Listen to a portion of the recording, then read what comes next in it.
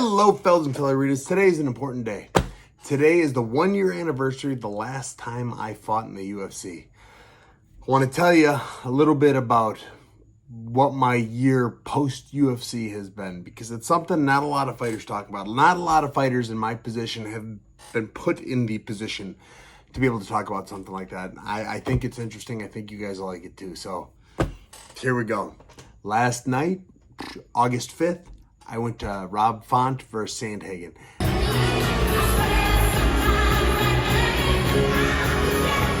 Incredible event, terrible main event. Main event was terrible. God, it was boring. Oh, you should have seen the audience. They were cheering, booing, and they weren't cheering. They were booing. They had the lights going up. Fast forward, fast forward.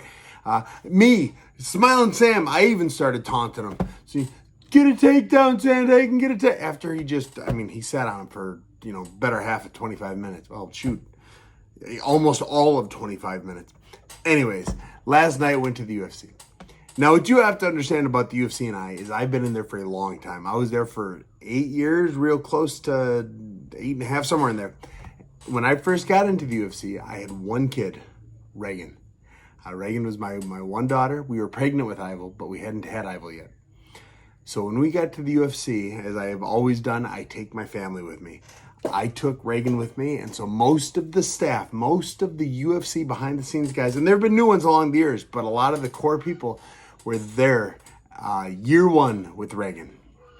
They knew my family before my family was my family, kind of thing. Shortly after, they met Ivel, then they met Crosby, and then they met Allie and Alistair. And Evander, my most recent one, my littlest one, he met them for one fight, my last fight 1 year from now, 1 year ago from today. So August 5th was the fight. August 4th was the weigh-ins. My wife and I, we took pizzas. We took a bunch of pizzas to the UFC because these guys have been my friends. I could name all of them. I love them to death. It was just so good to see them. And it's been a year since I've really seen them. So we took them lunch. We shared a meal with them, and it was just so much fun getting to see everyone again, getting to reintroduce my family. And you get the typical, oh my God, they're huge, growing like weeds. My UFC family got to see my real family for the first time in a year, and they grew. My kids grew up with these guys. Now, as for what has gone on with me in my year post-UFC, number one, turns out that in this decade, at least decade outside of, the minor leagues, in the major leagues of the UFC and the MFC before that, fighters have gone soft. I say it often enough in jest, but this is something that I have fully realized. I can't get someone to fight me. I said yes on a 2-week notice fight where I'd be fighting on Christmas Day in Russia. 14 days I said yes. They looked at me and they said no. Even before that, they said, hey, we need a 205 ex-UFC fighter. My last fight was 85. I said, I'm a 205. Let's do it. And they got scared and they turned me down. Before that, I was talking to BKFC. They asked, well, how much do you want? And I gave them a big number, bigger than I knew I was going to get, but hopefully a negotiating point. And they said, okay, well, we can do something close to that, but you know what? They introduced me to Russia. Russia, very interested in me. I said, okay, let's do Russia. Talked to Russia. Russia said yes, and then they said no after I said yes. They said, how about February? You want to fight in Russia in February? I said, okay, let's do it. They didn't tell me an opponent. I just said, all right, whatever weight, you want me heavyweight, middleweight, light heavyweight, whatever, I will take it. I'll pay. Russia was offering $100,000. I said, okay, let's do it. This is fantastic. Woo, let's go. They said yes. No, and then they stopped getting back to me. BKFC. Those guys, they have been jerking me around. BKFC, everyone talks, BKFC is paying and this and that. They have offered me fight after fight, and I said, okay, I'll take it. And they've offered me far less than I was asking. I said, whatever, I'll get back in there. I will take it, whoever. You want me fighting Chris Camozzi? You want me fighting Hector Lombard? You want me fighting whomever? I will do it. I don't care what weight class. It's okay. And then they stopped answering my calls, stopped taking back. And they said, okay, it's not happening. They've done that to me 3 times now. So screw BKFC. Guys, and if you're watching, I love your events. Your events are a lot of fun, but quit jerking me around. And I've heard from many people outside of my personal experience with you that you guys are run like a shit show behind the scenes. I know you're new. I know you're blowing up. I know you're catching up to yourself. and you guys put on a fantastic promotion, but you're messing with me. I have turned down fight after fight because you said I was going to fight in August. You said, we're going to get you a fight. You offered me a fight. I accepted the fight for $40,000.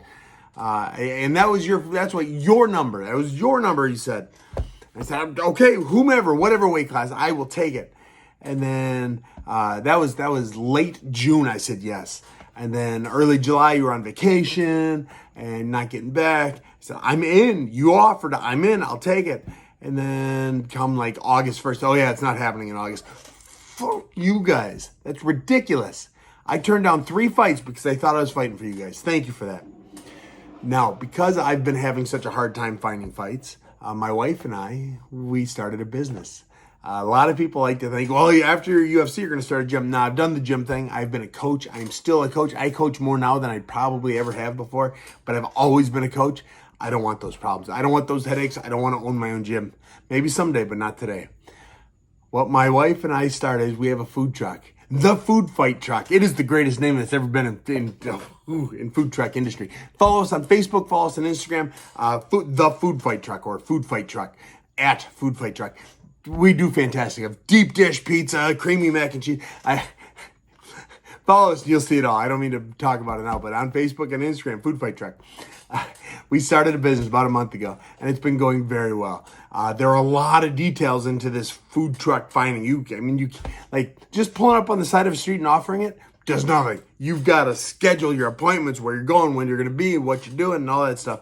And good God, it's a lot of work. Thank God my wife is there. I would have failed, but we're doing that. We're being very successful at it. By this time next year, I think there's a good chance we could be making more money food trucking than I did fighting. I did fight once, broke my skid with the B2 fighting series. I had to go up to heavyweight to do it. The boy outweighed me by 40 pounds come fight day. But I won that TKO in the third. I should have had it in the first, but the ref made a little mistake, but it's okay. I got the TKO in the third. Broke my skid, and now I'm building from there.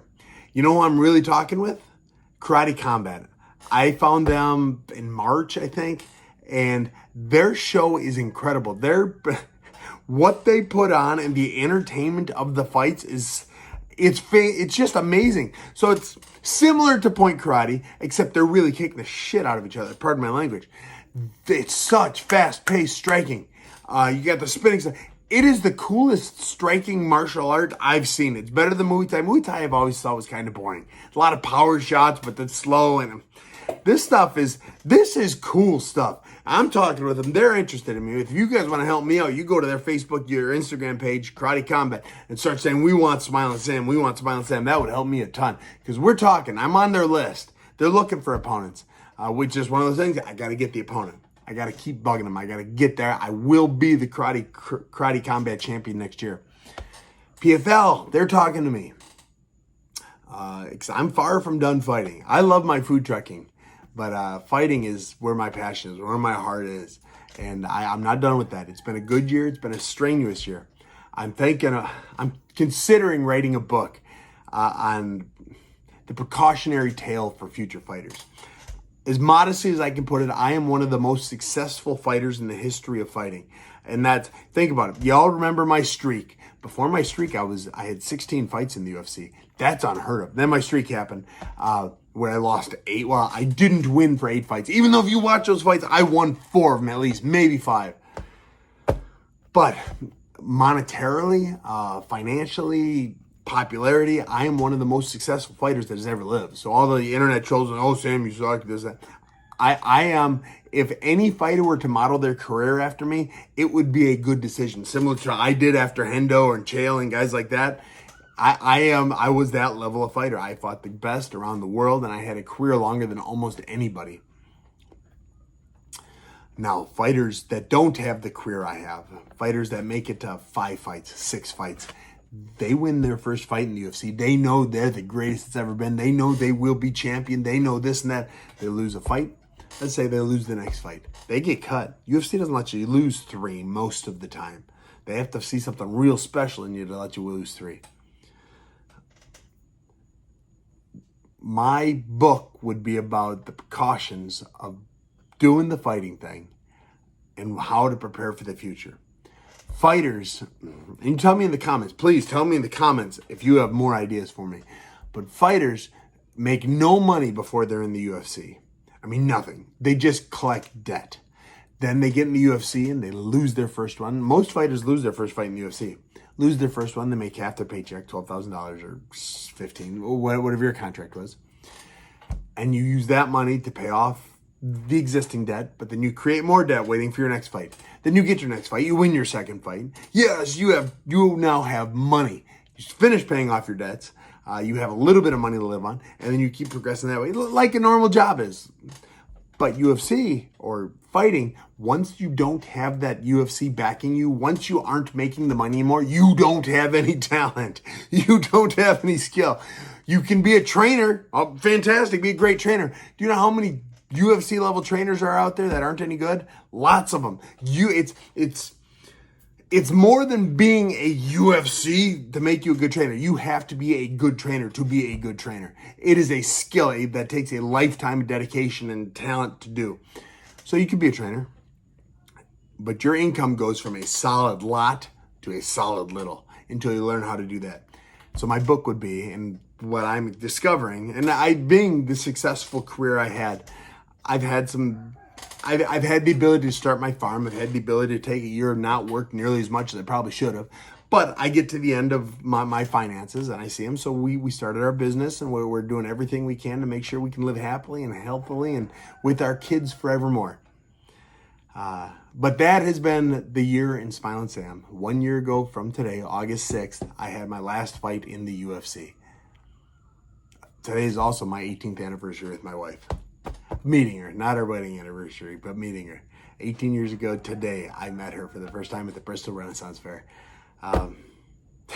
So I met her on the August 6th. I left the UFC August 6th. August 6th is in the stars for Smile and Sam.